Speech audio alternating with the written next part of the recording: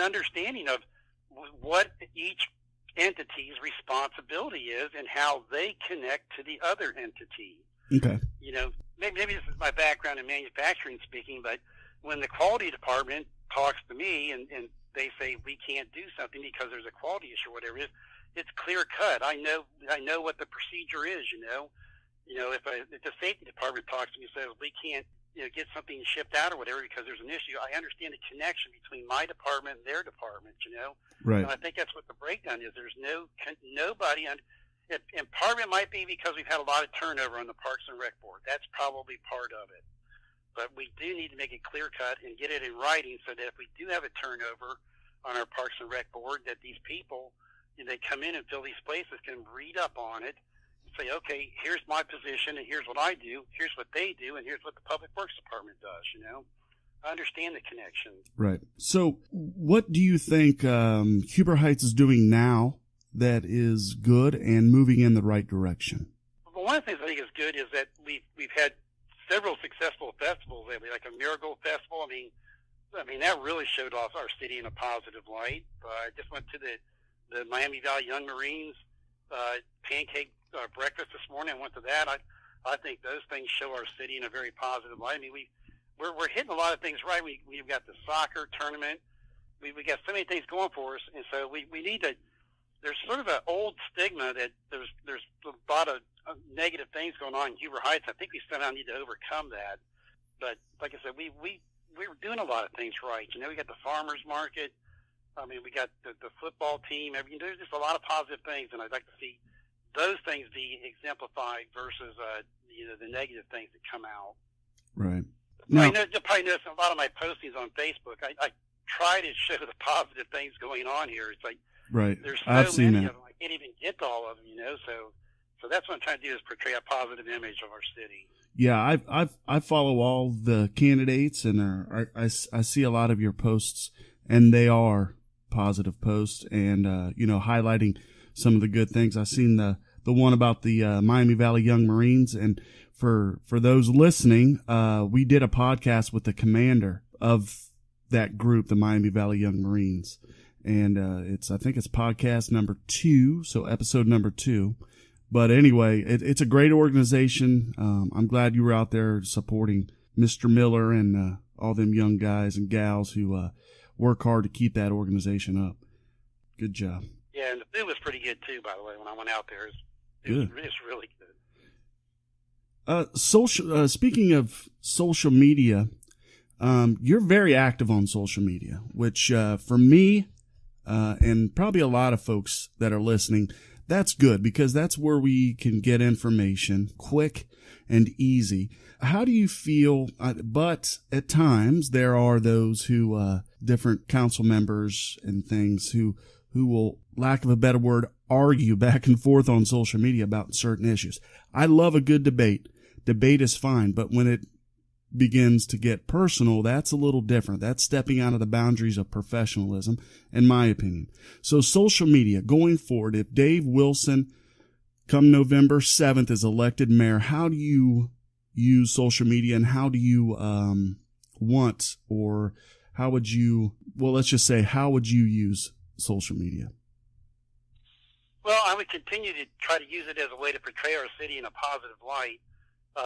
There probably will be discussions where issues will pop up, and I think the citizens are going to ask for my opinion, and I think they deserve my opinion to come out and express, like I said, my opinion on a certain topic or whatever. I want it to be just like saying, well, here's my reason, and here's my criteria, and this is what I believe about this particular topic. I really don't want to break it into any kind of argument or go after somebody and do name calling or anything like that, or try to say something like that. If it's a debate, let's try to keep it professional. Here's my reasons why I support or I'm against a particular issue, and especially in the public, I can think it would almost be embarrassing at times to, I would say, cross over a certain line and, say things that really, like as you say, don't fall in the word, don't fall into the professional category. Right. I mean, these are our elected cities. These are our elected representatives. You're portraying our city. Now, as far as any kind of policy goes, like social media policy for our, city council members or anything like that, I'm as far as anybody elected goes, I'm not for it. It's such a fine line trying to interpret free speech and and the rights of an elected person to express themselves as compared to write some kind of definition of, well, you can say this but you can't say that. So Right. I'm not really for a social media policy, but I think I maybe might at times have to, as mayor, if I get elected, as mayor, remind people, can we keep it professional? Can we keep it to the topics and keep our personal opinion or personal feelings out of this? Right. Totally agree with that one. Definitely. You may or may not know, I'm sure you do. You're very active at the council meetings and whatnot. In May, there were some charter review amendments, some charter amendments that were voted in. One, and I'm asking all the candidates about this one. The one was the city manager residency requirement. That's a hot button issue throughout the city. It sure is, isn't it? So what are your feelings on the city voted in May for the residency requirements to stay in 6 months. If you're not living in the city 6 months, the city manager has to move. What are your feelings on that? I'll just shoot it over to you. Okay, I got several here, but as for the city manager residency requirement, the voters clearly stated at the ballot that they want their city manager to live within the city boundaries. To be completely honest with you and everybody in Huber Heights, I do not care where any employee of Huber Heights lives, including the city manager, but my opinion does not matter in this case. The citizens of Huber Heights have spoken, and they want their city manager to live within the city. So now it's up to the current mayor and the current city council to work together with the city manager and come up with a plan that somehow resolves this very litigious and controversial issue. I would really hope that that they resolve this issue before the next council and mayor starts in January, because I think it's going to be even a more challenge for a brand new council and a brand new mayor to try to resolve this. I mean, I think that the current council's got the best understanding of it. I would hope that they'd be the ones that take care of it. As far as one of the arguments, though, that I've heard on Facebook, though, is that, what if there's a disaster and our city manager lives outside of town, What if he has trouble getting into town because he lives outside the town or the city? Mm-hmm. And really, I mean, think of the example, too, of what if our city manager is on vacation? What if he's down in Florida or something, or Georgia or something like that, and then we have a disaster hit here in the city? Well, then that's the same thing, he's got to get back into the city, or what if he's just out, shopping in Cincinnati or something like that when this happens? He's got to get back into town at that time. I mean, we cannot mandate that our city manager 24 hours a day live within our city in case there's a disaster. So I'm not really for the residency requirement, but the voters spoke, and that's what they want. I think it's going to be very difficult, considering that the contract has already been written with the city manager, to go back and revise it. I just don't know how they're going to do that particular part, as far as revising it goes. Mm-hmm. I'm going to give one more example, too, in this whole Sure. thing. When I was on city council, and I cannot remember the gentleman's name, but we had to shop for a city manager, and so we hired one. And the gentleman lived in Chicago, and that gentleman, he did establish residency in Huber Heights.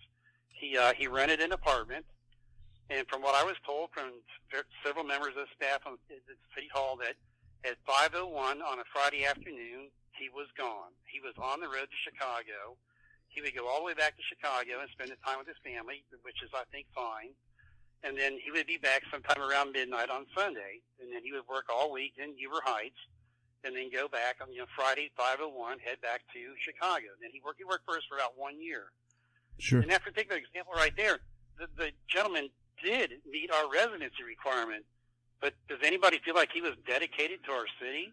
Did he go to any of our weekend events or whatever? I mean, was he available on Saturday and Sunday in case of disaster or in case he was needed in any way, shape, or form? No, he wasn't. Mm-hmm. By phone he was, but not by not by directly being there. So like I said, people can meet this residency requirement, but yet in all good faith, not really meet it. Okay. Good points. Great points. Moving on. The last podcast I did was with your opponent, Jeff Gore. Yeah. So we talked about what had just happened was the city had voted down the settlement agreement with the cell phone tower and the companies T-Mobile versus the city, and it was another company, I guess, with them. EcoSight's the one building the tower, and then T-Mobile's going to be the one that will then lease space on the tower. The primary person to lease space on the tower is what it is. Exactly, EcoSight. So, what are your thoughts on that and the property rights that kind of circled all those issues right there? Well, I feel for all the residents that are affected by this. And when I was on Planning Commission, we brought it up several times trying to get the church to move the cell phone tower into the middle of the property, and they just were not going to negotiate that or change that or whatever. I mean, they wanted to keep it on that one. I think it's on the eastern side of the property, and yes, it does affect the property rights of those people, let alone just the sight of a 180-foot tower looking out your back door. But the thing that's really difficult to overcome is the federal government and the Telecommunications Act. Not only is our city having big troubles and big issues with this, it's all across the country.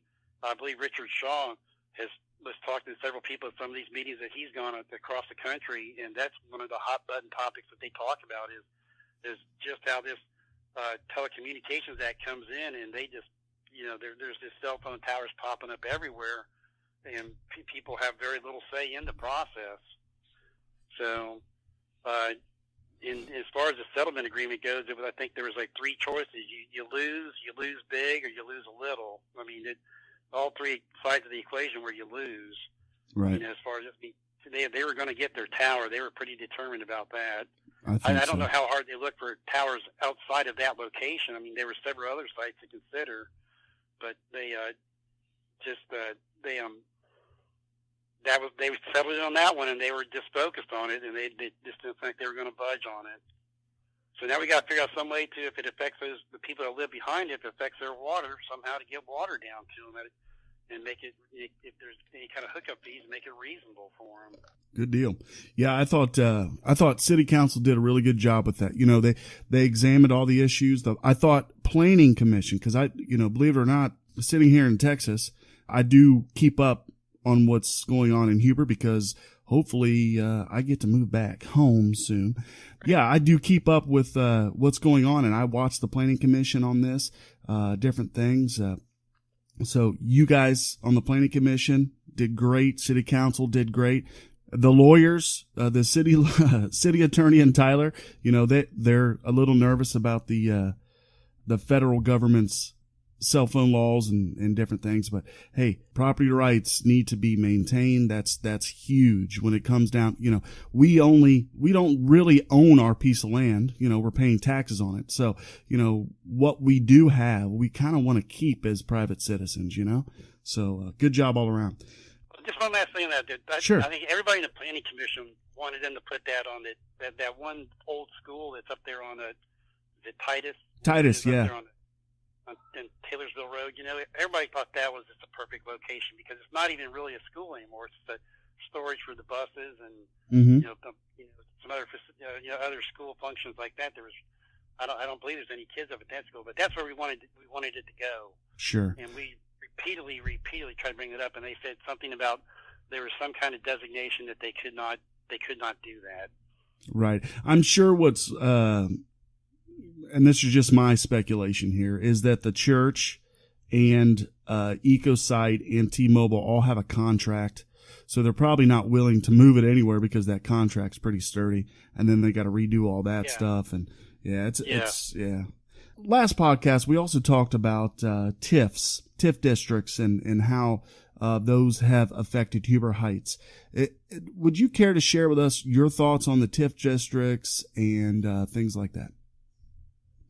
Well, when I was on City Council back in 2000, I think it was 11 at that time, I voted for and Council voted for the carriage trails deal, and it was pretty clear to us that there would be 4 different times, where we would come back with the not the adjustment or the assessment, but where they would, the city would kick in money on the whole thing, Right. And so I knew there's going to be like 4 of them, but I'm really surprised that there's been so many of them that have come ever since then. So I'm wondering if this TIF thing is being abused a little bit. I'm